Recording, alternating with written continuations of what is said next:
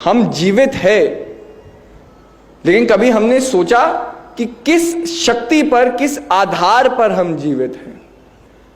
अगर हम अपनी सांस रोक लें तो क्या होगा? पल भर में ही माथे से पसीना छूटने लग जाएगा। तभी भी रोक करके रखें तो क्या होगा? मन घबरा उठेगा और हम सांसें तुरंत उसी क्षण लेनी शुरू कर देंगे।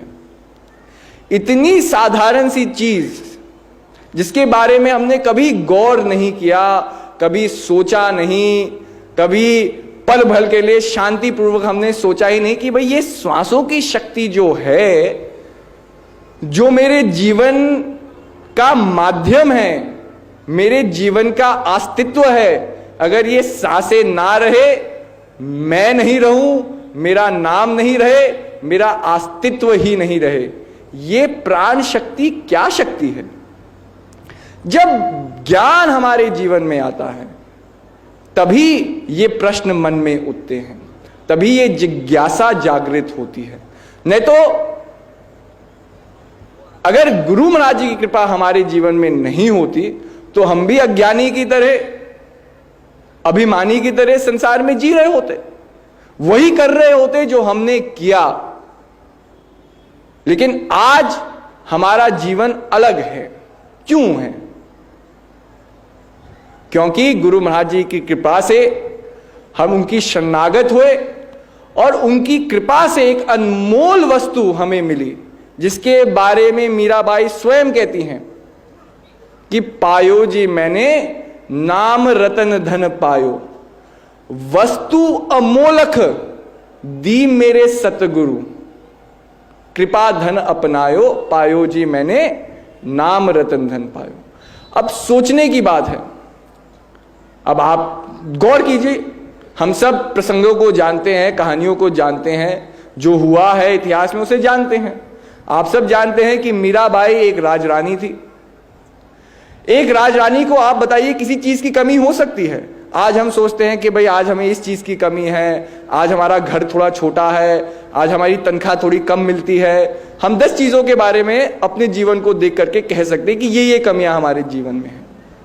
लेकिन मीराबाई के पास यश वैभव भी था, राजरानी थी, आदर सम्मान भी था, धन दौलत, राजपाट, राजमहल, मतलब जो आदमी कल्पना भी नहीं कर सकता है आज के जीवन में, वो सब पहले से ही मीराबाई के पास था। लेकिन मीराबाई ने यही नहीं कहा कि पायो जी मैंने बिग बिजनेस गुरु महाराज जी से पायो, नहीं कहा। यही नहीं कहा कि पायो जी मैंने बड़ा नाम गुरु महाराज जी से पायो, नहीं कहा। मीराबाई ने क्या कहा? ये नहीं कहा कि ये जो राजपाट है, ये सुख दुख है, ये जो धन दौलत मुझे मिली है, ये गुरु महाराज जी ने एक अनमोल वस्तु मुझे दी है, ये नहीं कहा।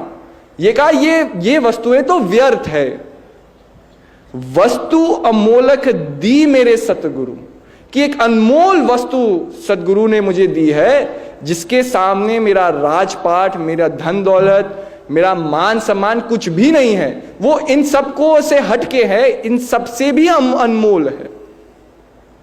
आज हम गुरु महाराज जी से प्रार्थना करते हैं तो हम क्या कहते हैं सच्ची सच्ची मन से कि गुरु महाराज जी मुझे एग्जाम में पास कर दो, गुरु महाराज जी मुझे कॉलेज में मेरा दाखिला करा दो, गुरु महाराज जी मेरा बिजनेस है इसे दुगुना कर दो। तो हम मीराबाई की भक्ति करते ही नहीं।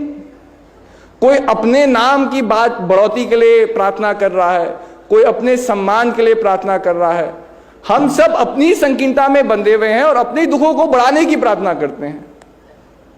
लेकिन यहां पर क्या कहा कि वस्तु अमोलक क्या दी? कि आत्म ज्ञान मुझे दिया, जिसने मेरे अंदर एक ऐसी शक्ति को जागृत किया है, जिस शक्ति के बलबूते में मैं देख सकती हूं कि ये संसार की वास्तविकता क्या है।